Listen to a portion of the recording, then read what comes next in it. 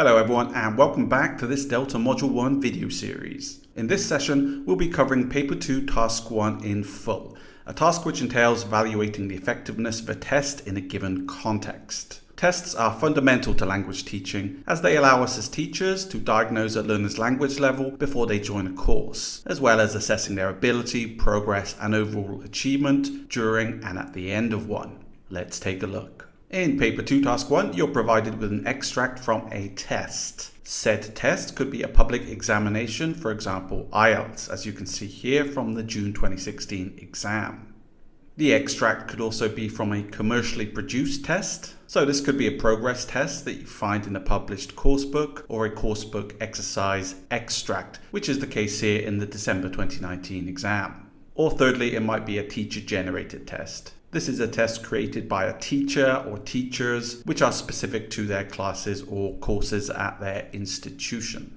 And you can see this here from the June 2016 exam. Now, regardless of where the test extract came from, you are additionally provided with the context and purpose of that test. The context includes the level of the learner or learners and the type of course. The learner here is just being referred to as H. H is an intermediate CEFR B1 level student. CEFR being the Common European Framework of Reference for Languages, which goes from A1 to C2. A1 being beginner and C2 being native level. He's starting an academic English writing course, and so the purpose of this test is to assess his writing needs. In our second example, the context is the teacher is preparing an elementary level course for hotel receptionists, and the purpose is to help the teacher inform her course planning. And our third test is for a range of learner levels, A1 to C1, who are soon to embark on an intensive course in general English. The reason is to help teachers decide which level they should go into for this intensive course.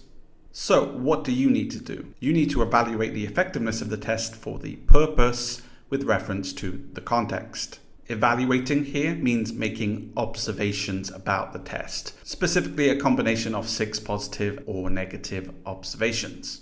And you can see how this has been worded in the rubric at the bottom of Task 1. And the wording will remain much the same throughout different versions of this task.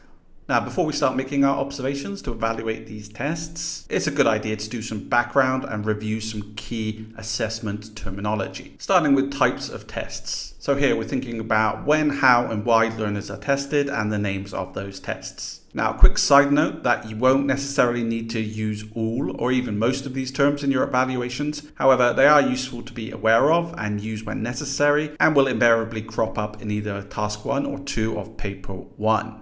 That out of the way, let's start with a proficiency test, which is a test to assess a candidate's language ability regardless of any training in that language. When you're defining these terms in Paper 1 Task 2, you only need to write one example. The most well-known out of these is probably IELTS. So proficiency tests are not based on content or objectives of language courses that test takers may have followed.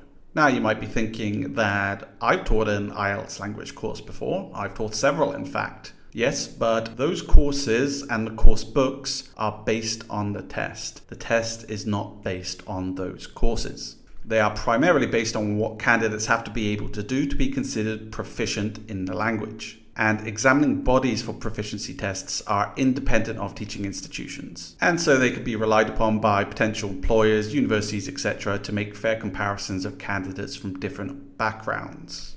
And that's why students studying abroad at English-speaking universities often have to have IELTS 6.5 or higher. So as we said before, we design language courses and course books to prepare students for proficiency tests like the IELTS. And that gives rise to this concept of backwash. Backwash is the positive or negative effect testing has on classroom teaching. For example, teaching exam strategies for the IELTS exam may have a negative effect on ability to teach grammar or pronunciation. An IELTS course may well be tailor-made to practice exam technique and strategies, often at the expense of more authentic language practice. For example, describing data trends in IELTS Writing Part 1 is a lot less authentic and useful than, for example, writing a CV, a formal email, a job application, etc. And here you would need to study lexis related to describing data trends. Well, great if you intend to become a statistician, not great for everyone else though. Therefore, we can say proficiency tests can often have a strong negative backwash effect over the method and content of language courses. Next up, we have achievement tests, and we can consider these to be the opposite of proficiency tests in a number of regards. So an achievement test is a test which directly relates to a language course. The purpose is to establish how successful the students or courses have been in achieving their objectives. An end of course grammar test is probably the most common example. So achievement tests are based on the content, syllabus, or objectives of language courses that test takers have already followed. And let's say the grammatical objectives of a course were to be able to use past simple to talk about holidays and to be able to use present perfect simple to discuss life experiences. A final achievement test, also known as a summative test for this course, delivered at the end should have a speaking component designed to test these grammar points in these or similar contexts. It would need to be speaking because the objectives are to talk and to discuss. And if said speaking component looked like this: have you been on many holidays in the past 5 years? Which was the most memorable? Talk about of 2 minutes. That would be an example of the speaking component for the test, as it tests both the grammar points students have studied. So we can break achievement tests down into a final achievement test, also known as a summative test, or a progress achievement test, aka formative test. So there is a bit of overlapping terminology here you need to be aware of, and formative tests are based on short-term objectives, for example at the end of a module, and they contribute to formative assessment. So consider this continuous assessment throughout a course. Unlike proficiency tests, achievement tests often have a positive backwash effect over the method and content of language courses. This is because the test is based on the course, not the other way around. Next up, we have diagnostic tests and placement tests, which are similar, but there are some distinctions. So a diagnostic test serves to identify the strengths and weaknesses of a learner at the beginning of a course. This allows educators to tailor their teaching strategies to address the unique needs of each learner, as opposed to a placement test, which serves to identify the level of the learner before deciding which course or level they should follow. So diagnostic tests are more specific to the individual learner's language needs, and placement tests relate more to the learner's overall language ability with respect to the courses available at the institution. This is an example of a spoken placement test flowchart I created to cycle through grammar points of increasing complexity in order to accurately place a student in one of our courses. For completion, here are the names of a couple of specific test types that you need to be aware of, especially for Paper 1, Task 1 and 2. Those are a C-test, which is a type of gap-filling test in which the second half of certain words are deleted. An elephant is larger than a lion. Similar to that, we have a closed test, which is where words from a text have been deleted at regular intervals and learners have to fill in the blanks. And here you can see the slightly more freer choice. An elephant is larger than a lion. An octopus is larger than a lion, potentially. And now let's move on to look at the various different ways of testing. This includes their format, presentation, and how they are conducted. But they can still be used for various purposes, like as a diagnostic test, a summative test, etc. First up, we have a direct test. This is a test which asks candidates to perform a skill that the test intends to measure. So in role-playing a job interview, candidates will need to use speaking skills, which the test will be measuring. Similarly, writing a letter of complaint will employ writing skills, which again the test will measure. This contrasts with an indirect test, which attempts to measure the abilities underlying a language skill rather than testing performance of the skill itself. So instead of testing writing ability directly, you could also test writing ability by having learners mark structures which have been used inappropriately in a formal letter, i.e. any informal language, punctuation, that kind of thing. So direct tests are usually for productive skills, speaking tasks to measure speaking ability, writing tasks to measure writing ability. The tasks should be as authentic as possible, replicating real-life activities, and they typically have a positive backwash effect as it tests the skills that have been fostered throughout the course. Direct tests tend to be more common than indirect tests, and they tend to give test takers more confidence in the test and course. That's clearly a positive point. However, marking does tend to be more subjective, which can be considered a negative point. Indirect tests tend to be less authentic tasks, as we can see here. They're less common than direct tests. They tend to give test takers less confidence in the test and course, which could be perceived as negative. However, the marking tends to be more objective, which can be seen as a positive as it increases scorer reliability. More on reliability shortly. Another pair of ways to test can be your discrete item or discrete point test. This is a test which tests one element at a time, item by item. An example here could be a series of multiple choice questions, each testing the use of present perfect simple versus past simple. They are almost always indirect tests because learners are not required to perform or produce examples of the language, and they don't require the use of multiple skills. On the flip side, an integrative or holistic test is a test which requires a learner to use a number of language skills at the same time. For example, listening to a dictation and transcribing it. Listen to the following sentences and complete the missing words below. Here, the learner has to employ two language skills, those being listening and writing. These tend to be direct tests and require the use of multiple skills. Now let's think about scoring and reliability. Test reliability is the quality a test has if the same students with the same amount of knowledge taking the same test at a different time would get approximately the same results. Contrast this with scorer reliability, which is the quality a test has if different scorers or markers would give the same marks to the test items. Now, we can increase test reliability by a number of different ways. Increasing the number of items or questions in a test, avoiding items which are too easy or difficult, not allowing too much freedom of choice, not having ambiguous items, providing clear and explicit instructions, ensuring the test is well laid out and learners are familiar with the format, and using items which permit scoring that is as objective as possible. Objective tests, which also increase scorer reliability, are tests which have definite answers and whose score is not judged by the marker.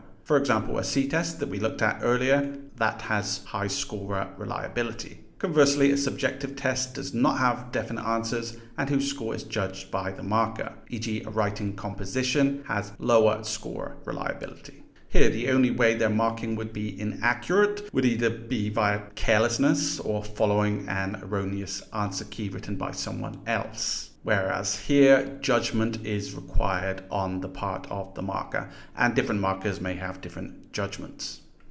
Related to scoring, we have normative tests, aka norm reference tests.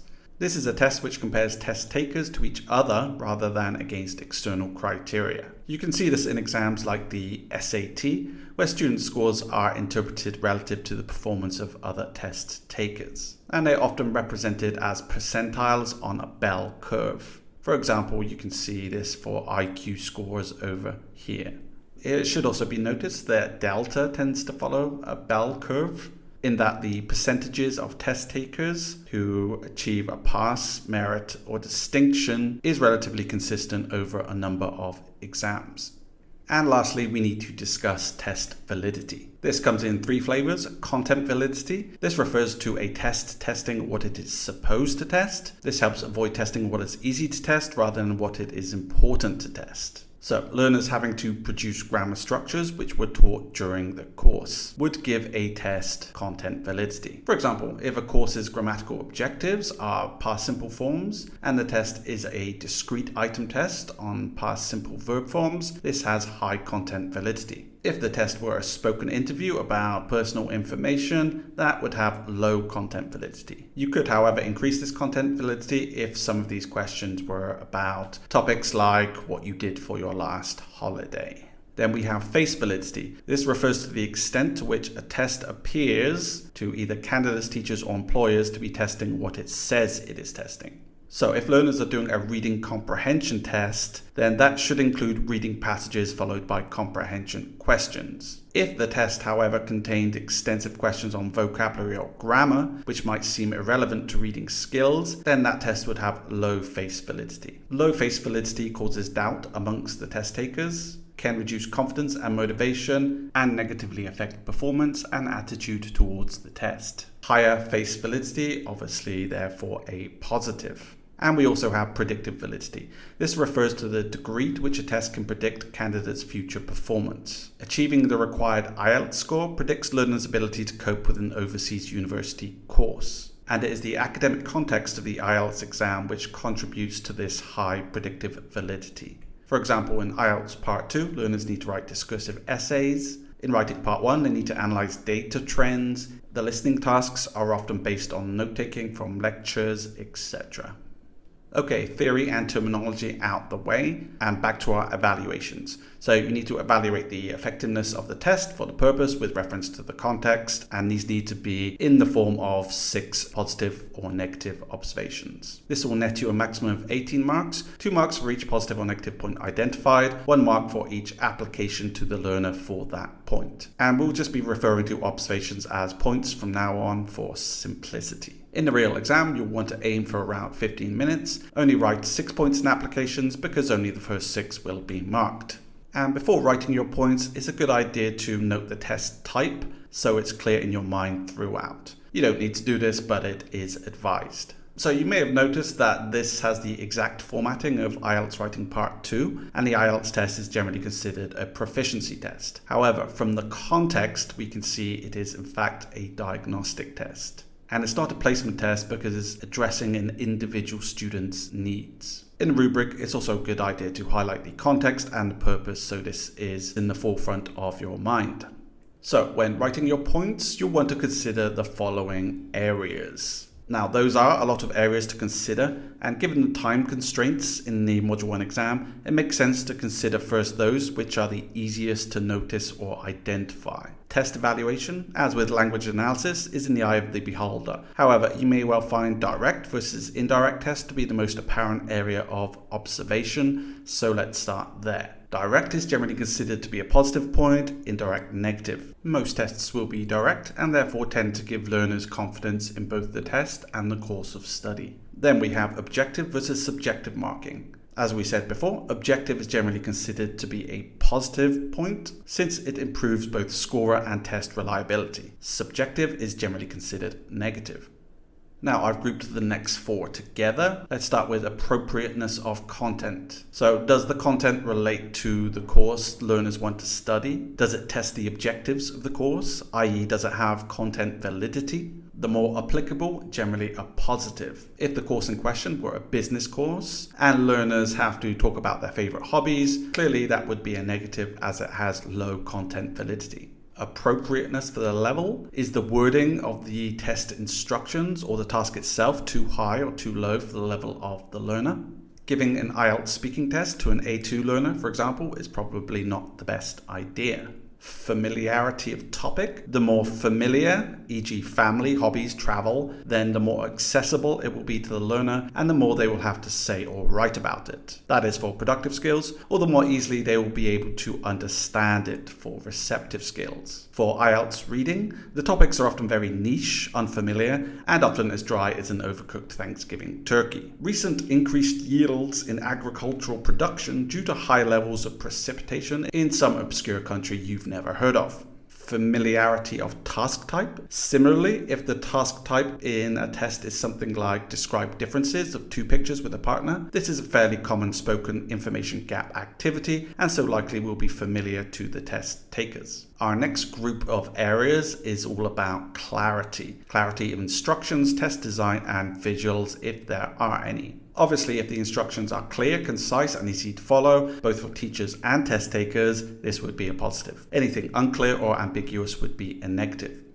Is the test formatted in a clear, logical way so it's easy for all the parties to understand? If so, positive. And visuals, these tend to be visual prompts, usually for spoken or written tasks. Next up, we have time allowed. This more often applies to written or reading tasks, and if not enough is allowed, then it may cause learners to rush and make careless mistakes which they otherwise wouldn't have. And the last 4 I've grouped together here in blue, starting with availability of fresh starts. A fresh start is any time the learner can start the test again, essentially. And having at least one is positive because learners have the chance to fix initial mistakes, which may have arisen from test anxiety, lack of concentration, etc. IELTS listening has no fresh starts. You only get to listen once. The effective interaction patterns. Is it teacher to student, student to student, or 3 students in a group? So this refers to speaking tests. And if the tester is participating in the test, aka acting as the interlocutor, it gives them less time to assess. With the student-to-student interaction patterns, the teacher will have more time to assess. However, one student may dominate and others speak much less as a result. Range of language allowed for and range of subskills tested are similar, and if these are restricted in the rubric, then learners may not be able to show their true potential. The more open the test is, then the wider the range learners can demonstrate. So with those areas in mind, and in the order we went through them, let's finally evaluate our tests. So when writing your points, you should use the subheadings positive and negative to make your answers as clear as possible. And write your application directly beneath the point to show that they are clearly linked. Let's start with direct versus indirect test. We can see that this is a direct test of the learner's writing skills, and the application is that he will have confidence in the test and course. He refers to the learner and the learner refers to H. And as this is only one student, we can refer to him specifically when we make our points. Objective versus subjective marking. We can put this down as a negative point. The subjective marking results in lower score reliability. The application, the learner may be placed in the wrong class. Denied. That is in fact invalid. The reason being is because there is only one marker, and the test is to assess H's individual writing needs. He's already confirmed to start a course, so he isn't being placed anywhere. If it were a placement test, then this would be different. That's why it's important to make sure you're clear on the type of test from the outset. Moving on to familiarity of topic. In the past, many people had skills such as making their own clothes and doing repairs to things in the house. Skills like these are disappearing. Why do you think this is happening? So this isn't a very familiar topic like travel or education, and manual DIY skills may not be familiar to this learner. Therefore, he may find it hard to think of ideas. And then when we look at familiarity of task type, so the test requires the learner to write a structured discursive essay, which is a genre of text he may be unfamiliar with. Therefore, he might not perform to the best of his abilities. If he was required to write an email or a letter, those are genres he will likely be more familiar with. For appropriateness of content, a positive point, it requires the learner to write a discursive essay, which is very applicable to an academic English writing course. Therefore, it's relevant to the learner or has content validity. Now, that does sound somewhat contradictory to the previous point. Don't worry if that's the case, that often will happen as there is no such thing as a perfect test. Clarity of instructions. Positive. The instructions are clear and easy to follow, and therefore the learner will know what to do in the task even if he is unfamiliar with the task type. Clarity of format or test design. You can see here that the instructions and the essay question are formatted differently. And again, the application to the learner here is that they will know what to do in the task even if unfamiliar. Applications can be repeated if they are valid for more than 1 point. You will still get the marks. Time allowed, positive. The time allowed is reasonable for the learner to complete the test. 40 minutes should be enough so that he will feel less pressured to complete the test quickly and potentially carelessly. If only 10 minutes allowed, obviously the learners will hurry and make mistakes as a result. Range of subskills tested, positive. The test allows for a range of writing subskills. For example, they will need to use spelling and punctuation, and so the teacher gets a chance to see the overall writing ability of the learner. When you're writing points for range of subskills, you need to mention at least 2 for your point to be valid: spelling, punctuation. And you might think that this isn't relevant to the learner, but if you consider that the test is designed to assess his writing needs, which can then be later addressed by the teacher, then it would be considered relevant. Similar to the previous point, range of language allowed for. The test allows for a range of language to be used, and therefore the teacher will get a lot of data about the learner's lexical and grammatical knowledge. When writing essays, they're not restricted by the variety of different tenses they can use, for example. Availability of fresh starts, positive. The learner can choose to start the essay again at any point by crossing out what was written before. This means that he will not get stuck in the initial direction of his essay if he later changes his mind. Appropriateness for the level. So he is a B1 level student, and the language used in the essay question and instructions may be above the level of a B1. And therefore the learner may not fully understand what he is required to write about. Now, this is somewhat subjective, and if you're on the fence about a point being negative or positive, as I am here, it's best not to include it. What you should include, however, are 6 points, both positive and negative, with at least one of each, and the application below each of those points. If you come up with more than 6, then just cross out those you think are least likely to be valid, particularly if you feel that they are not distinct enough. For example, I included range of writing subskills, but not range of language, just in case these would be considered too similar. This answer would not get you full marks, however, because I've included this incorrect point here, which we discussed earlier. The others being correct, however, would net you 15 out of a possible 18 marks. And now let's evaluate one more of the tests we looked at the beginning. So this is the teacher-generated test that was for a range of levels. The teachers, plural, conduct an individual interview of up to 5 minutes with each new student, and the purpose is to help decide which level they should go into. Therefore, this is a placement test, not a diagnostic test. Let's take this test through the same areas, direct versus indirect. This is a direct test of learners' speaking and listening skills, and therefore learners will have confidence in the test and course. Objective versus subjective marking. The subjective marking results in lower score reliability, and therefore learners may be placed into the wrong class. This is now a valid point because there are multiple teachers, and this is not something like a discrete item test which has a clearly defined mark scheme. Familiarity of topic. The questions are based on personal information and so should be familiar. Therefore, learners won't have any trouble thinking of ideas. The task type is also familiar because it's short interview question answer format. The application, learners will be able to perform to the best of their abilities. Appropriateness for the level.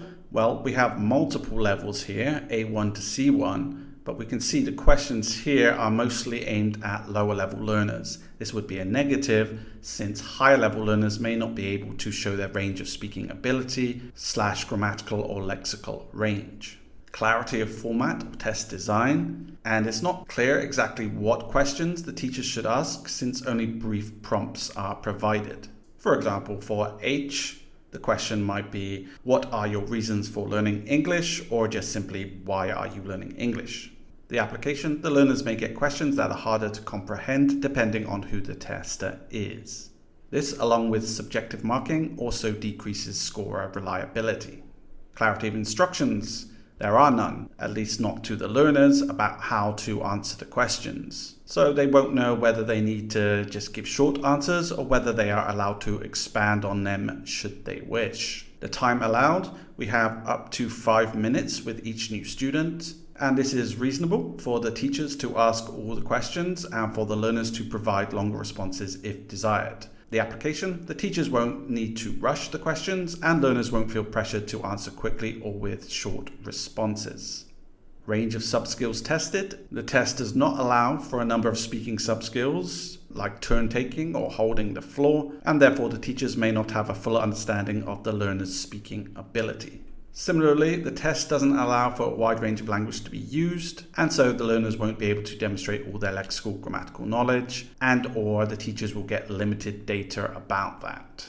The effect of interaction patterns, this is teacher to student. As this is a dialogue, the teachers act as interlocutors, and therefore they will have less time during the test to assess the learner's answers, therefore negative. Availability of fresh starts. This would be a positive as the learners can ask the teacher to repeat or rephrase the question if they don't understand it. Therefore, they will not get stuck trying to answer a question they don't fully understand.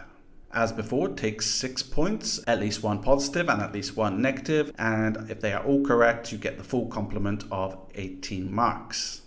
So that's how you go about evaluating tests. If you want additional practice, try evaluating tests administered at your institution. These will likely be placement tests and or achievement/summative tests. Try to make at least 6 observations, both positive and negative, with reference to the typical types of student and courses at your institution, using the areas of consideration we looked at earlier.